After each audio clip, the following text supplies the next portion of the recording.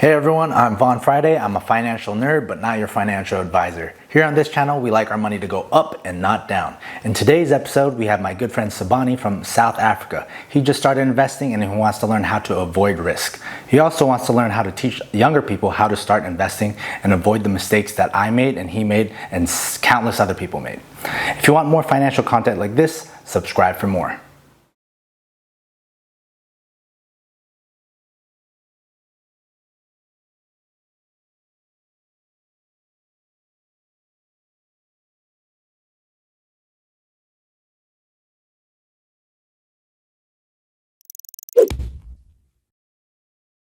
Hi, I'm Sibani from South Africa. I'm 30 years old, I'm a banker, and I'm on Hot Tip Investments. Thank you, Sibani, for coming. Thank you for having me.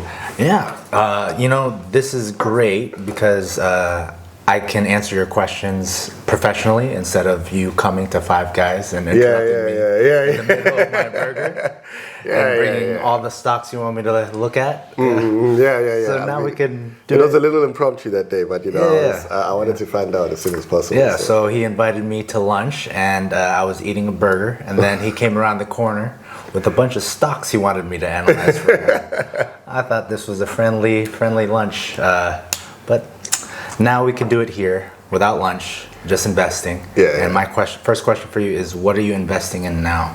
So currently, I'm investing in two things, right? So since our last conversation, I thought, okay, let me take a step back and actually really begin my own investment journey. And initially, I've looked at ETFs and money market currently. Right? ETFs. Yeah, and the money market. So I looked at the South African JSE Top 40. So that's basically the top 40 companies in South Africa, and that's currently where I'm invested in, as well as the money market. My money is basically split roughly 50-50 between the two.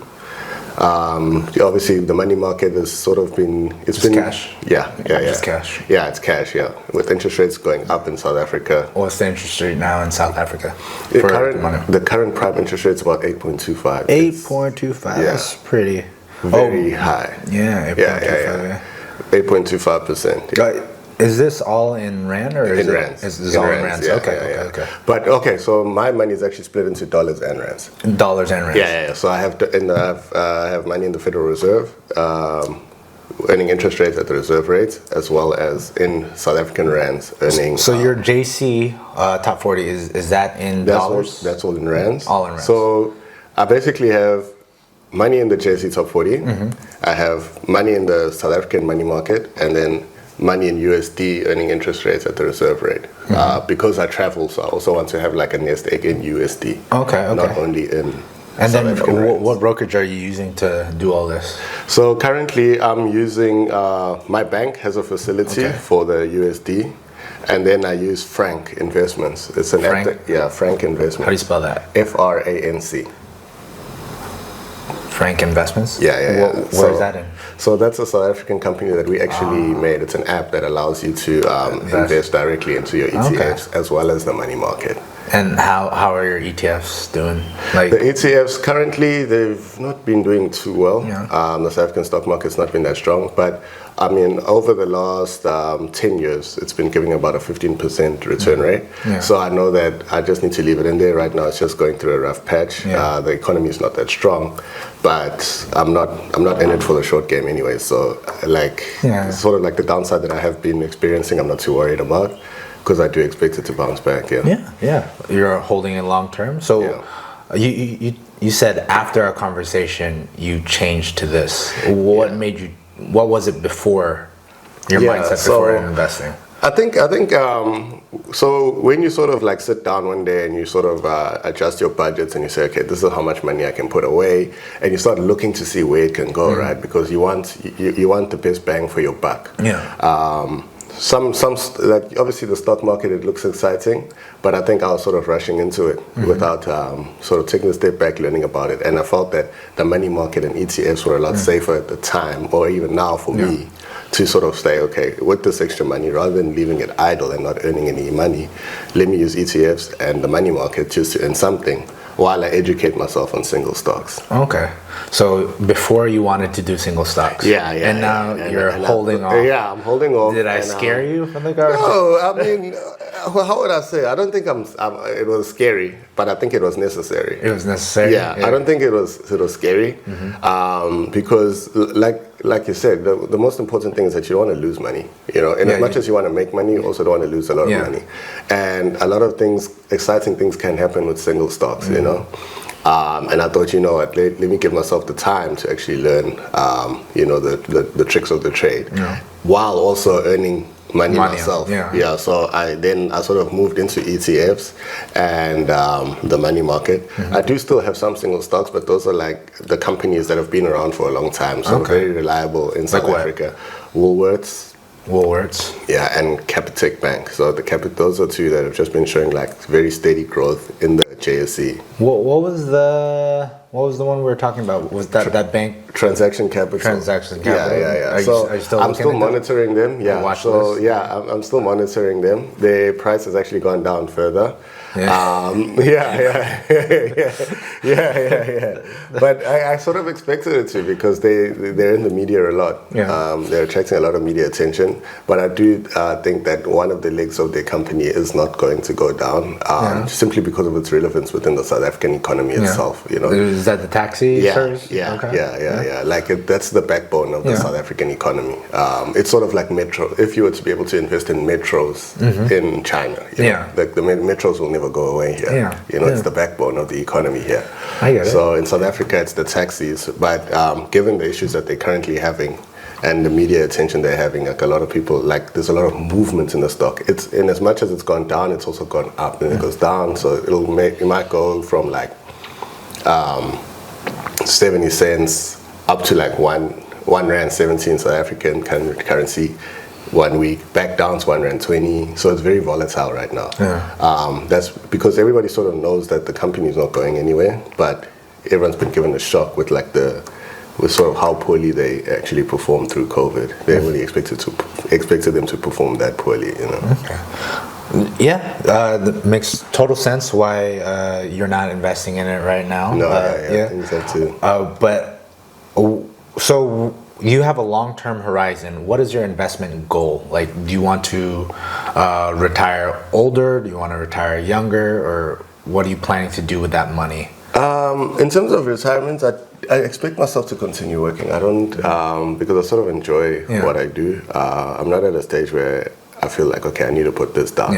But I do want to have that option. That option. So you want financial independence. Yes, that financial independence. I do want to have that option. So currently, like even with my savings now, I do have like another retirement annuity over and above everything I have told you about now. I also have another retirement annuity that I put money towards every month, and that's doing decently well. Fairly well. Do you have any debts or? Yeah, so I do have a credit card. Credit card. Yeah. Because is your net worth positive or negative? It's very positive. I don't know. It's very positive. Part of my work also requires us all to have credit cards because we can be required to sort of travel. Have a credit card, but do you hold the balance on that credit card, or do you pay it off? I pay it off every month. No. Also, I do have a balance on it. I have a credit card. I do have a balance on it, but I am paying it off. Probably haven't used my credit card in like 6 or 7 months. Yeah, but why don't you pay it off right away then? I think I could, but also... But... I don't know. So I wanted to sort of, in terms of my personal savings goals, I've set up my annuity. I wanted to have a certain amount put away in sort of how to say, private emergency. Okay. And then switch my focus then to paying off the credit card. So I've reached those two goals. Like I have what I want in my private emergency. I have my annuity, and I'm basically going to spend like this next half of the year just settling my card. And it's going to take you half the year to settle your card? No, it won't take me. I'm not going to do it all immediately because I still have I have to travel back and forth between quite a bit. Putting stuff on the card, but why can't you pay it off? I don't understand why you can't pay it off right away. Oh, okay, so I did use it quite. When I moved to China last year, for instance, I had to use a bit of my credit card to sort of get settled in on hotels and all of that. Had to pay for my own COVID hotel, things like that. So getting settled, I used quite a large sum. Which I was not reimbursed for, unfortunately. Really? Yeah, Your company didn't do that? Yeah, no, because they didn't have those policies in place yet, so it became sort of my burden to carry. Too early, you came too early. Yeah, it became my burden to carry, and then I used some of my savings, but then I've replenished those savings, I've put them back to where they are, and now it's just about like settling that, so. So how much, can I ask how much credit card you owe? How much would it be? It's about $4,000 USD. Yeah. 4,000. Yeah. How long would that take you to pay it off? If I was very aggressive, it'd probably take me like 2 or 3 months. Why don't you do it? Because in the next few months I'll be traveling back to South Africa. I just have to see family and stuff like that. So I mean, just those tickets alone are quite expensive. Yeah. Like tickets there and back are about $1,000. Okay. And then I'm gonna have family visiting me. So I just have a few commitments, and then after that I'll be clearing it.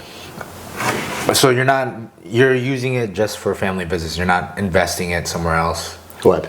Like, so you have extra income coming in, not extra income. So you have your income, and then you split it to your necessities, and then your debt, and then savings and investments. Yeah. So that's, You're still paying the minimum, I'm guessing. Yeah, or more than the minimum. Or more than the minimum.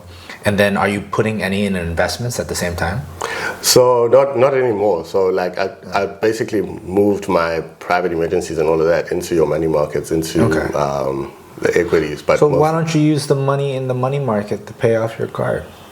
I could. I mean, I could actually even settle it immediately. But so I don't. Do you know how much interest is on your credit card? I haven't really looked at it yet. No. Do you know the low end of interest rates on a credit card?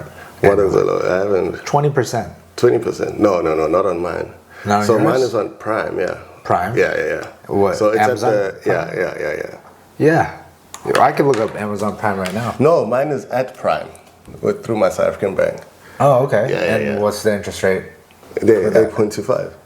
No. That's the money market account. How much is the credit card? Okay. So that's about 11, 11%, yeah. Okay. 11.25, because it's 3% above that, yeah. So you're losing 3% by not settling it now when you could settle it now. I could, yeah. 3% is a lot in the long scheme of things. Yeah, it's not too bad though. I mean, I can't stomach it though. But I guess if we were being prudent, it would probably be the best thing to do. Yeah. You sure it's only 11%? Yeah. That's pretty low for a credit card. It is. It is. Okay. Because it's linked to my debit card. So I think because of those controls, and then obviously my salary goes through there. Yeah. So I think that sort of gives the bank the comfort that. Okay. So your goal in the future is to be financially independent, and your current goal now is to be able to travel back home and entertain family when they come here and pay off your credit card. Yeah. That's your immediate 6 month. That's my next 6 months. 6 month goal. Okay, I see that. That's my next 6 months. Yeah. Now, do you know how much money you will need to be financially independent? In terms of financial independence, no. Like the end goal, no, I don't think so. So, for instance, like what my focus is now is that like over the next 6 months, from July to December, it's, as you just said, entertain family, go home as well as entertain family, and then settle my credit card. From next year, I want to then start looking into having a property of my own. Okay. Yeah. And then after that, essentially like what I've been doing is I've been investing more on like, I see what I need in a month, and then anything extra, I just put it aside. So I actually don't have if I could say a retirement goal, like I don't have that. Not a retirement goal, but a financial independence number. So say you could do what you're doing right now, but you didn't care about the money that was coming in because you have it in investments. How much would you need to live on in a month? Like, let's use USD. Okay. Like to live the life you want to live. Okay. How much do you need in USD a month? Give or take, I'd say between $2,500 and $3,000. Like the apartment you want, or the house? Yeah. Currently, yeah. Two or 3,000 a month. Okay, so that would be around. But I also don't have children right now. You see, so let's imagine the life you want. Like, you want to be able to support your family. The life you want, not Bachelor Sibani. The future Sibani, financial independence is like, I don't have to take this job. I can watch my kids play rugby. You know. Okay. So then you probably lean closer towards your 6,000 or 7,000. 6,000 or 7,000 a month. Yeah. Okay. I'd say. I'm not. Like if you consider like the types of schools you might want your children to go to. You want them to go to international schools? Not necessarily, but yeah, like you want like those types of schools. You want like holidays when you want to go on holiday. You don't have to like do too much financial planning when you want to take a break. So we did this before in another episode. 7,000 a month is around 84,000 USD a year. Now, for your financial independence number, if you were to invest everything in like an index fund ETF, like say the S&P 500, to never run out of money, you withdraw under 5%, so 4% a year. Okay. So if I want $50,000 a year, I need $1 million in that account. In that account, because on average, since the S&P 500 generates around 10%, it would make 100,000, but I only withdraw 50,000. I'm still net positive. And then the years it's down, I'm not withdrawing 10%. I'm only withdrawing 50. Okay. So with yours at 84, to get your financial independence number, you would take your yearly expense, what you want, and times it by 25. So if we take your calculator, 84,000 times 25, 2.1 million. That's the goal we were trying to get to. Okay. That means like you can do what you're not necessarily retiring, but you won't have the golden handcuffs, which is like, I can't leave this job. If I leave this job, we're gonna lose our house, or my kid, guys, we're gonna have to stay home. He can't go to football practice. I can't afford sneakers. All that. So that's your goal over to where you reach your financial independence number is 2.1 million. If it was Bachelor Sibani, you would take 36,000 and times that by 25. Let me do that here. 36.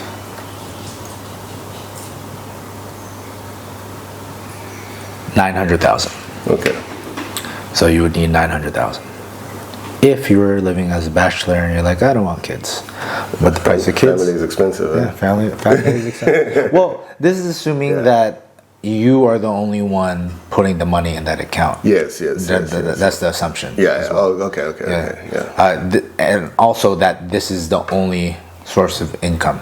Because a lot of people, they reach this number, but they don't stop working. They just start working on things they like. They're not forced to do this because it makes the most money. They do things that they like and they still make money. So it's like, I mean, in my industry, like the most common thing is like people sort of going back into like lecturing and because they don't need the stress of banking anymore, and they just more on the technical side of things.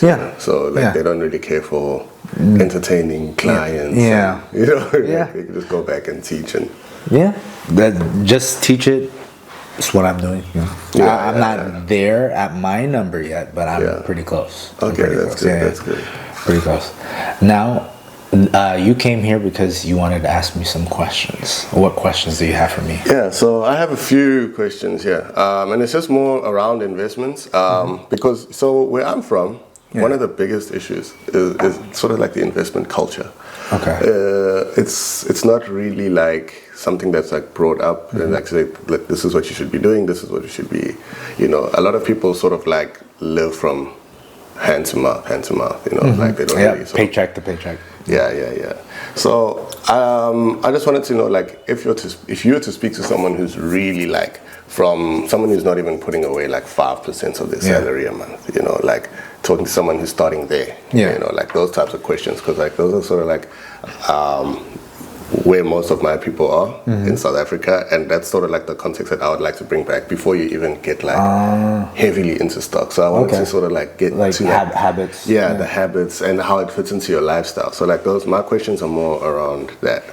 To help people in South Africa. Yeah. Because I feel like you've helped me, because I had sort of already started putting money aside, things like that. So I could sort of leverage some of your knowledge.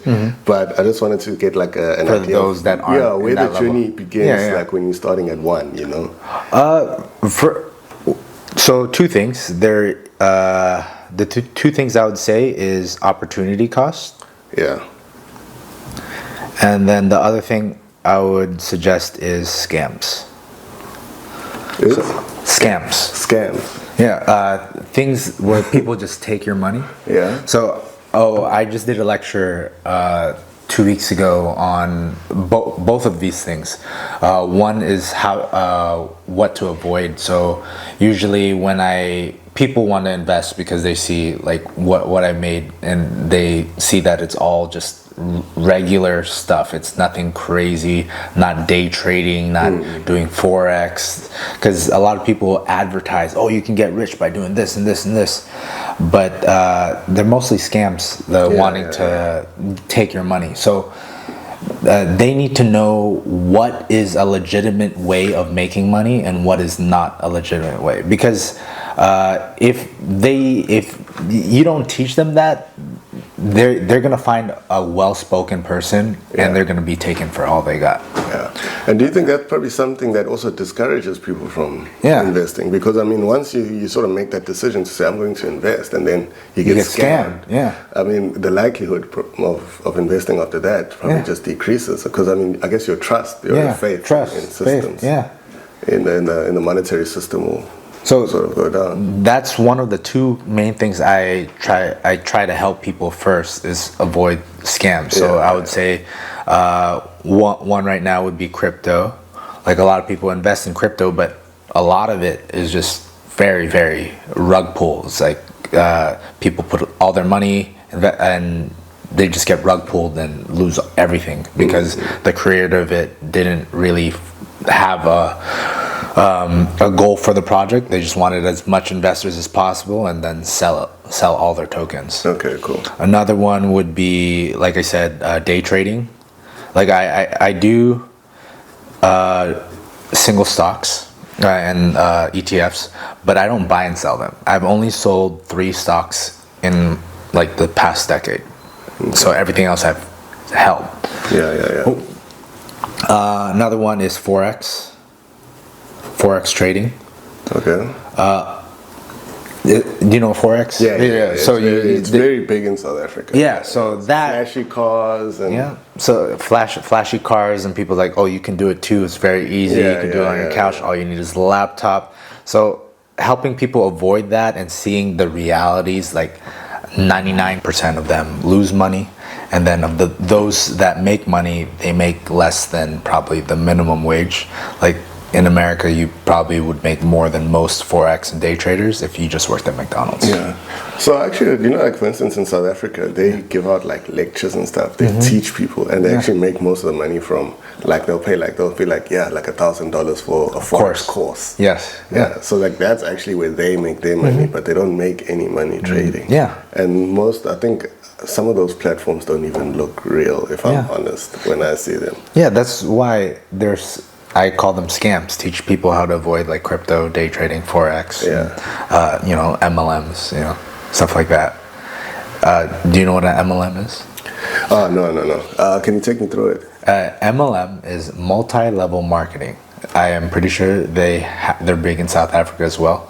You know, Herbalife. Yeah. So they function a lot like a pyramid scheme, but they aren't. They are a pyramid scheme, but they're legal pyramid schemes. Versus pyramid schemes is like, I'm asking you, give me money, and you ask 3 people to give you money, and then they ask 3 people to give them money. That would be just pyramid scheme. What makes them different is they have a product. So like Herbalife, for example, offers like protein shakes. Their protein shakes aren't that much special, different from other protein shakes other than the name, but they make these wild claims like the Forex day traders that you can get rich if you work with Herbalife and sell Herbalife. But how many people do you know that actually buy Herbalife? And then so if you and I were Herbalife employees, I would be considered your top line. So I'm the person that you get your product from. And then I recruit 3 people, and you would be one of them. And you are now my bottom line. You are now selling Herbalife. That is your goal. But you have problems selling Herbalife. So what would you do? You would recruit downline. And now these people under you would need to buy product from you. And then you need more product to sell to them, and you would buy from me. So the people who would make the most money are the So people these are legal. Is that how they get like celebrities to endorse them? Because I know for a while, even Cristiano Ronaldo was. Yeah, Cristiano Ronaldo is still endorsing Herbalife. He still is. Yeah. Oh, okay. Well, it just helps the branding. So like all the money the top people make, they give it to celebrities to endorse their product, you know, and people think they can get rich off of it. But since they're a publicly traded company, they have to release what their people make, and less than 10% of them make $1 in profit, or not profit, revenue. Yeah. $1 in revenue over the course of a year. So they're actually just taking on products. Losing money. And then also these people are not required, but they're kind of trapped into buying more products even though they can't sell it. Like say I tell you you're now in this exclusive club, and now I'm selling you the products at 50% discount, but you have to buy a lot. Every 6 months you have to buy a lot, and then if you stop, I'm not going to give you the discount anymore. So it kind of incentivizes you to pay. But I don't get it. Why can't they just walk away? Like when you realize that I can't sell this thing, I need to recruit more. Why can't you just be like, you know what, like let me cut my losses and walk away? Do people? It's the same reason why day trading and Forex and all these seminars is because they make them believe that they will be rich Eventually, yeah. You just got they have sort of glorify the losses, maybe even. Oh no, they don't even share the losses. It's like, I just made money. I made $10,000 in my first month. I made this much in my second month. Okay. They have these seminars where they're speaking. So there's all these MLM companies. They all have seminars, big explosive seminars. You can look it up, MLM. I would start off by teaching them about scams, like, and not lowering their expectations, but making it real. Like, what is a real return on investment? And I think you're right on scams, because one of the biggest issues we've had with Frank as well, sort of our platform for investing, is that we have instances where people will like invest money, they'll put in like $50 and try and withdraw like $1 or $2 just to see if it works. You know, like things like that. And it's like, okay, and then it ends up costing us quite a lot in sort of like transaction fees to like release $1. But people are doing it because they've been scammed so many times. So we also have to be sensitive with our clients as well to know that, like, look, okay, we allow them to do it just to sort of test the product, because I mean they've been burned so many times. So it's one of the things we have to do. Even on PayPal, you send $1, but you have to pay $5.95 for the transaction. But you want to test it out. People want to test it out. So we were losing quite a bit of money on people just sort of testing the product. You know, this trust. And a lot of people, they see during these ceremonies where they have speakers and events, they see these wild claims, and they came into the meeting with a Lamborghini. It's like, they gotta be rich. This has to be what they're doing, and so they believe it. They could have even rented that car. They could have, but they don't think about that. There's there's the social proof that they have. So number one would be scams. And then number two, I would talk about is opportunity costs. Like, what is the cost of you not changing your lifestyle right now? A lot of people are kind of settled where they are. Called the hedonic treadmill. Is like when you're in a new situation, you kind of normalize it. They don't have hunger for more things, or they're at a situation where even though they're losing money or they're not investing, they're like, things are going to work out eventually without ever pursuing change. So the opportunity cost of not pursuing change and the opportunity cost of compound interest. So show them how compound interest works. I have this great example in my speeches of $10,000. So imagine if you had $10,000 invested, and then if your parents put $10,000 before you were born, and then that grew in the S&P 500 for 40 years, how much would you have? Just $10,000. They never invested anything else, and then you turn 40 years old, you're able to access the account. How much do you think you would have? Probably close to $1 million. Not that high, but it's only 10,000. It's 500,000. Closer, over $600,000. $600,000 compounding interest. But that's just $10,000 in 40 years, and then 5 more years, you probably get close to that.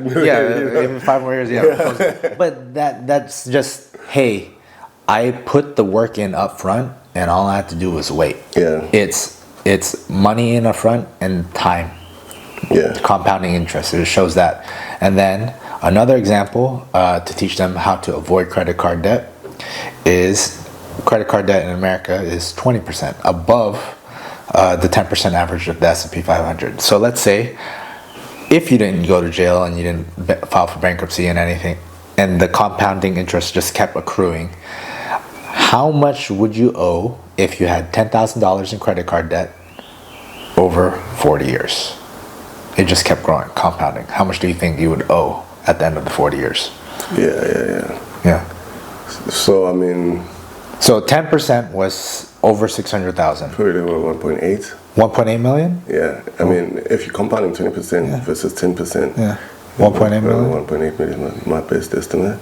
27 million. 27. So when you told me that you would rather keep your cash than just pay off your credit card, I'm looking at it the long term. Okay. So when someone is asking me, what's the best rate of return? I was like, I can guarantee you 20%. I was like, how do you do that? Pay off your credit card right now. Okay. That $10,000, I just gave you 27 million. All right, I see your thinking. You see my thinking now with the credit cards? It's okay to use credit cards as long as you pay it off, but a lot of people don't pay it off. That's why U.S. has over $1 trillion in credit card debt. $1 trillion. I've seen all of the memes. So it's like there's another one in my speech where I talk about. I quote it. It's just $1, says the person who doesn't understand credit card debt. What is $1 in 40 years in credit card debt? That would be over $2,700. You want to make $2,700? Pay $1 credit card debt. Right now. And I even measured it against Warren Buffett, which over the long term has made like 19% on average. That's 1% lower than 20%. And 20% is in the low end of credit cards in the US. Like there are some that are like 26, 30%. So you can imagine how high that is. But even so, you would have to beat Warren Buffett to just break even on credit card debt. So if it was a choice between investing and paying off your credit card debt, you would have to beat Warren Buffett just to break even. Like how good are you at investing? How good you have to be, I'm not saying you can't do it, but he's proven he can do it for 80 plus years. Maybe you could do it for a few years, but over the long term, maybe not. I'm not saying you can, but just be realistic. If you're asking me for financial help, you're not going to be Warren Buffett. What is your next question? So those are the two things I would teach. Opportunity cost and scams. Okay, a more simple question. What would you say is the difference between saving and investing? Saving and investing? So saving is what you plan to use in the near future. and for emergencies. Okay. Investing is what you want to live off when you don't need to work. So me personally, I have savings. So I have a savings for education. Yeah. So if I want to buy like a course or something, that fund is on there. So if I want to do my master's degree, that's a fund there. And I have savings for emergencies. Say I want to take a sabbatical, like 6 months. I don't want to work for 6 months. Yeah. I have that there, so I can think about what I want to do with my life. Okay. I have 6 months there, and then I have 2 months savings for right now. So this is if I can afford 1 month of things if I don't work right now, or I can just double everything I'm paying for right now. Sure. So like say I go out I do eat out every day now, but let's say I want to eat out at nice restaurants every day instead of just regular burger joints or ramen places. Yeah. I want to eat at nice places. Yeah. I can afford that if I wanted to.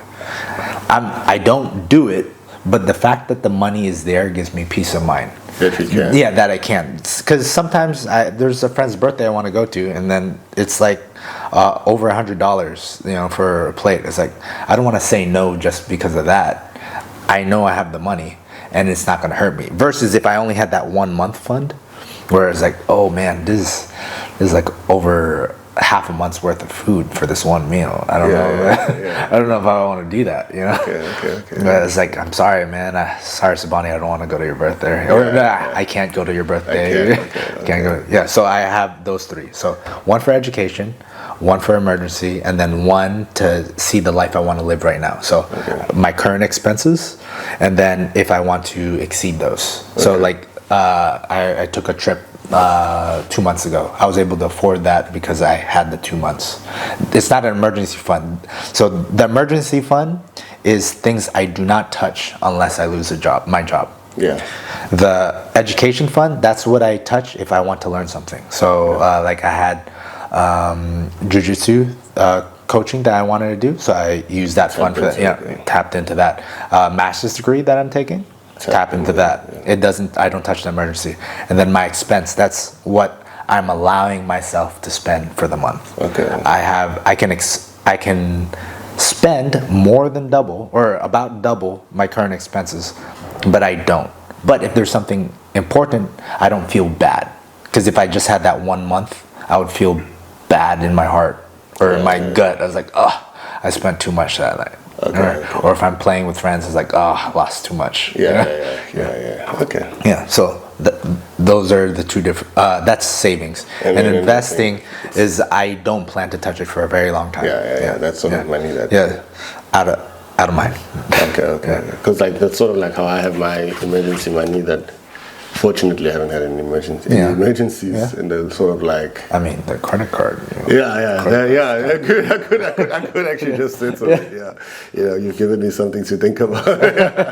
or your family trip. But I think it's sort of, I don't know, maybe I need to sort of like get over like looking at the money. Because it's I don't know, sometimes it's nice just like seeing that money there, like...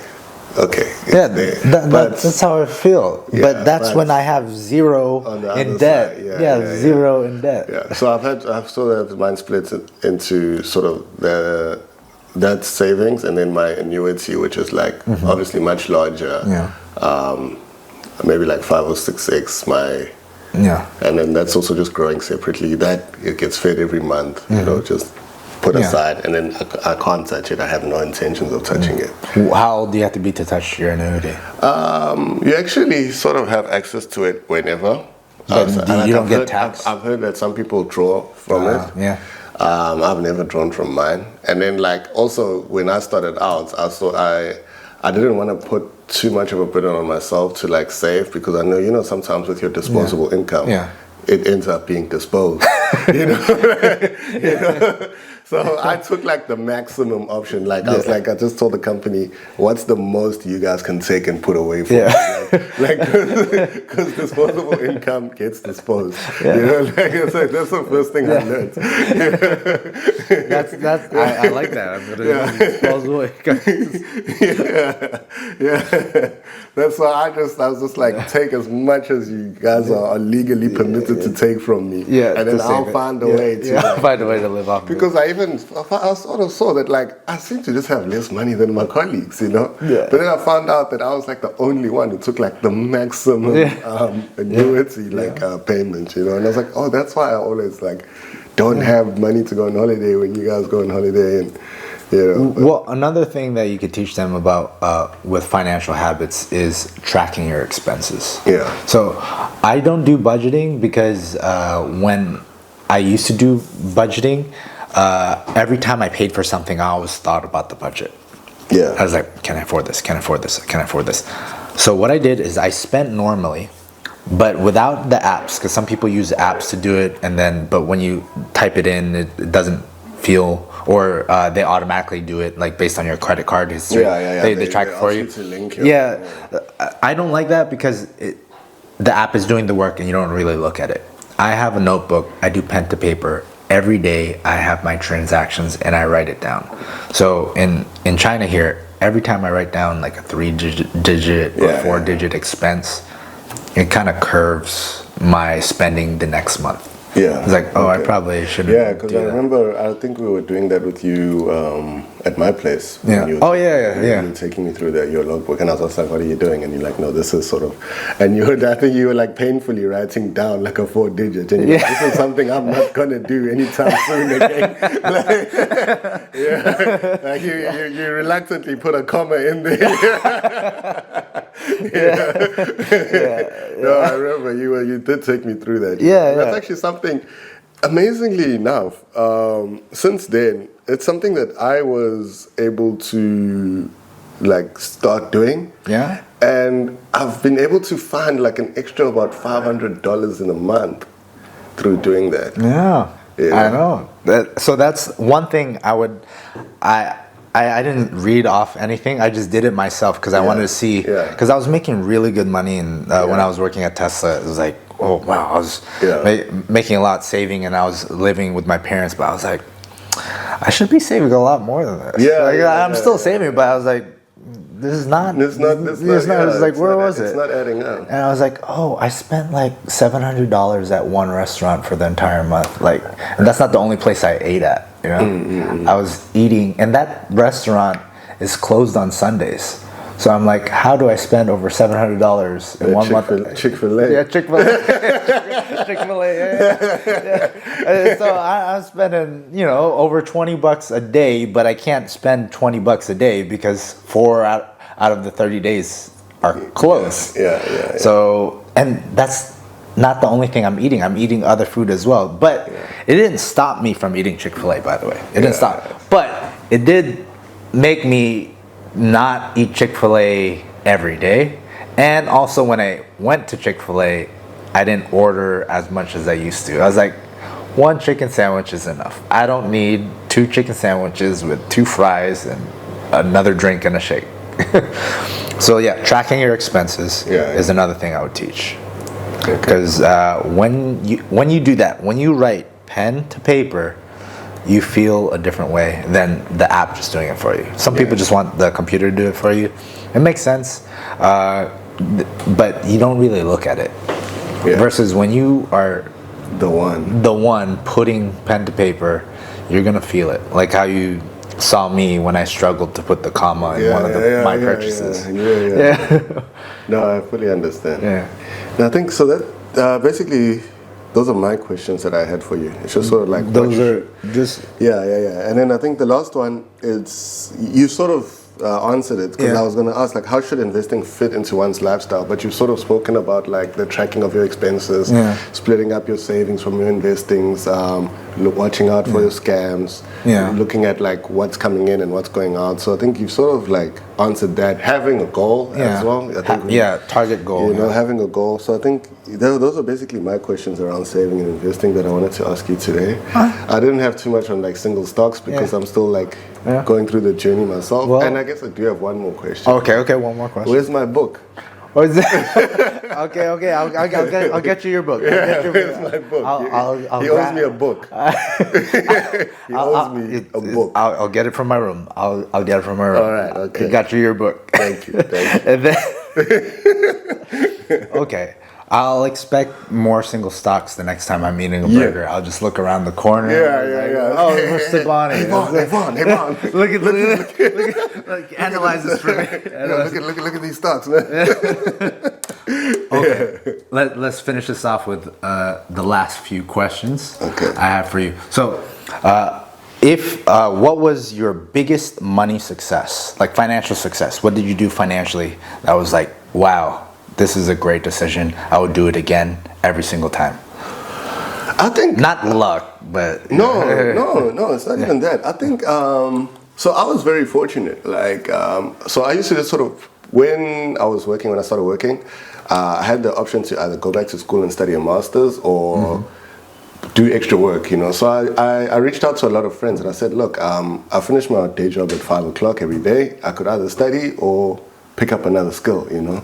And these guys wanted to start a business, an investing company, you know. And I joined them, and then through them, I sort of started learning about your ETFs and your money markets. And I think the best decision was educating yourself and then starting. Starting. No, like, so it is a startup, Frank. I think it's about 6 years old now. But the best decision I made was educating myself on simple things like the money market and ETFs and starting. Yes. You know, like, yes. That's actually like the best decision I've made. You know. Starting. Like I said, some of my money in the money market, like you said, with the compound interest, like it's just been sitting there and. I checked it the other day and it's bigger and you know, and then you forget about it and then you look again and then it's even bigger. Yeah. And then you know you're talking about your credit card debt, right? Yeah. Well, that I'm paying off, fortunately. So that is going down. You know? That is going down. But starting this and hopefully it's zero. Yeah. No. I'm sure next time we sit here it will be zero. Okay. I'll wave it in your face. I'll wave my settlement papers. Okay. But starting I think was learning the basics about the money market and ETFs and just finding out like simple investment tools first. That was probably like the best financial decision I made. And then also getting an emergency fund, because initially when I started out I didn't have like an emergency fund, and that sort of cripples your budgeting because some things happen. And what taught me to get an emergency fund was actually buying a car. Because one thing about cars is that you don't know what it will be, but you know it will be something. Yeah. You know, maintenance costs. Maintenance costs, tires, the exhaust, something will happen to your car. And I started budgeting. I started putting away money, like emergency money, for my car. And that's sort of because like I knew, I'm like, I can't go 6 months without this thing having a problem. You know, so then because you know initially. Something will happen, then you have to take money out of your disposable income. It wrecks your mind, you know, and then also mental health. Like, why did I not? So then that's when I first started like putting money aside because I knew something would happen, and you could almost even begin to estimate how much you'll need, like how much it's going to cost, and then I started building from that, like, because then I learned to put money aside, and then from there I was like, okay, now that I've learned to put away 2%, let me go for 3, and then 4, and then 5, and then 6, 7, and you start building up to like 10 and 15%. You don't have to start with like immediately like saving 15%. You know, because it's a lifestyle change, you know. Yeah. Start with 1%, then It's next habits. month build up to 2%, 3%. You don't. Yes, like 15, 20% will be your target, but you can start with 2. Because I mean, if someone were to like right now take 20% of your disposable income, it'll disrupt your life. Yeah. So you need to actually start way lower than that, you know. And that's where I started. I started with like 2%, 3%, 5, baby 10. steps. Yeah. Now I'm like easily putting away like around 15, 20% a month. Nice. You know. Yeah. That's a good goal. Yeah. That is great advice. Emergency fund and savings rate. You know, just start. Yeah. Now, what is your biggest financial loss? Like financially, biggest mistake? I think also, like when I started working, my biggest loss was sort of taking on too much too soon. You know, like Too much what? too soon. Like I was Too very much work? No. I was very excited. You know, so like I bought a car. I didn't really need it. You know, so like it taught me a lot, but it also taught me that like like in terms of like my lifestyle, like you know, like there's certain things that I realized I didn't need. I had so much money going out, and then like now when I look at like for instance when I was like 5 years ago, I had probably about like debit orders, like paying for stuff, like you know, like clothing accounts, all these stupid things. So it's probably close on about $1,000. And the other day when my debit orders go off, it's about, I'd say it's about like $400 or $500, and I'm like, I'm much older, I have more things, but I have like way less debit orders, you know, like, and I actually realized that like there's so much stuff that I took on when I first started working that I didn't need, and then over the years I've just been like, I don't need this, I'm canceling this, I don't need them, canceling. Do you know what's that called? Hey? That's called lifestyle inflation. Yeah. But the funny thing is that like as I've gotten older, I've like given those certain things up. Because you also realize you don't need them. You know? So I made a few losses. You know, like oh, you want like. Well, so what was the biggest one? Is it your car? Yeah. So my car, I think I didn't really need one at the time when you start paying insurance. So you think that was the biggest one financially? Yeah, because you're also like a new driver, you pay a lot more on insurance and things like that. You know. So that was like quite a big expense, and then I realized like, okay, once I paid it off, I was like, okay, I didn't really need to do that. Like I could have started off cheaper or just without cheaper one. car. Yeah. Or without one, you know. Could you do without one in South Africa? For my job, like when I first started, I could, I really could. You know, it's sort of like you want one because everyone has one. I'm jealous. But I could have gotten away without one for like a year or two. That would be amazing because I'm jealous because in America you can't. You need a car. You need, yeah. So, because like I worked at the same office, same building every day. It's not like I had to go out and see clients. Like some of my colleagues had to drive around, go to different clients, so they needed a car. But if I was honest, like I probably left the office 3 or 4 times in a year. I could have, and we had Uber, you know. So I could have Ubered, but you know, I wanted a car. Yeah. You know? Yeah. When you start making money, you want money things. Yeah. All right, last one. If you could talk to your 20-year-old self, what would you tell them? What would you say? If this was your 20-year-old Sibani. I think if I was talking to my 20-year-old self, I would just say be confident enough to start sooner, you know, because it is a sort of like a little bit scary, like when you first have to start finding different places to put your money, you know, and earning and making a return. So have confidence in yourself to start a lot sooner, you know. The things that I learned now, I could have learned them before, but you know, maybe you're just a little bit scared, a little bit reluctant. So I would say have confidence to start sooner. Thank you, Sibani. Thank you for coming here. Thank you for having me. Sure. That's it, yeah. Thanks, man. Hey everyone, thank you for watching all the way to the end, and now we're here on our financial review of Sibani's financial situation. He didn't have a lot of questions right now on his own personal finance, but he mostly wanted to learn how to teach it because I taught him. But he also learned not to interrupt my lunchtime by having me analyze his own personal stock portfolio. But what he wanted to learn is how to teach his friends in South Africa about investing. And the main points I told him is how to not lose money, and a lot of people in South Africa are teaching courses like Forex or day trading and MLMs. So being able to teach people that those aren't profitable and how to stay away from them is probably the best tip they can learn at a young age. That way they know not to lose money in those ways. Big thanks to Sibani for joining us on today's episode of Hot Tip Investments. If you have any questions, leave them down in the comments below, and I'll see you next time. Bye.